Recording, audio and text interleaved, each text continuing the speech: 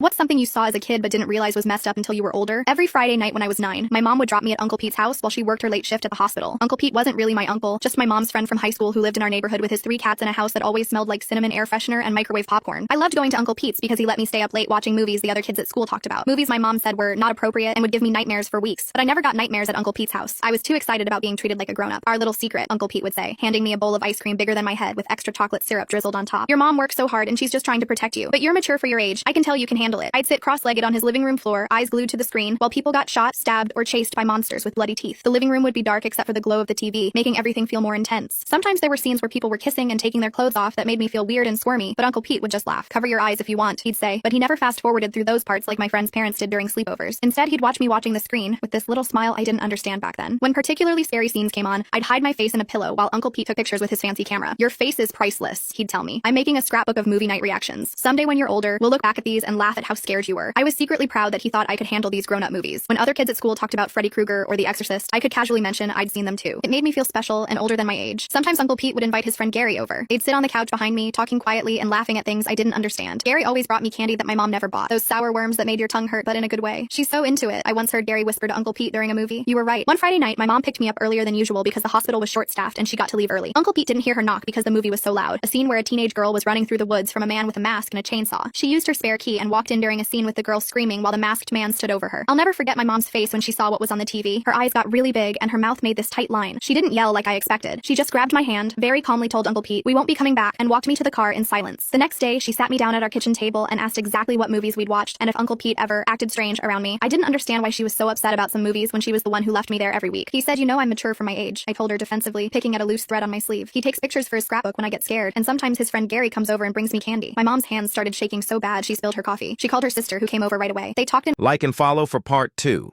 Just kidding, assholes. We fucking hate part 2s just as much as you do. Due to the high volume of video requests, priority will go to those that subscribe to my YouTube. Thank you. Love you. whispers in the kitchen while I watched cartoons in the living room, feeling like I was in trouble but not understanding why. We never went back to Uncle Pete's. I missed the ice cream and feeling grown up, and I didn't understand why Mom started staying home on Friday nights even though we needed the money. In middle school, we had a health class about how children's brains aren't developed enough to process violent or sexual content, and how exposure can cause anxiety, nightmares, and confused ideas about relationships. The teacher explained how some adults use desensitization to break down children's natural discomfort with inappropriate things. Something clicked in my brain, but I pushed it away. Last month, I found my mom on Facebook. We haven't spoken much since I left for college. "Remember Uncle Pete?" I asked when we met for coffee at the diner near my apartment. "Was he showing me those movies to groom me?" Mom set down her cup with a little clink against the saucer. "Pete's in prison now," she said quietly, her eyes focused on the steam rising from her coffee. "They found a lot of pictures on his computer, not just of you." She reached for my hand across the table. "I should have known better than to leave you there. I'm so sorry." I suddenly remembered all those photos of my scared face, the scrapbook I never actually saw, and felt sick to my stomach. What I thought was being treated like a grown-up was something much darker. And I realized why Gary always brought me candy.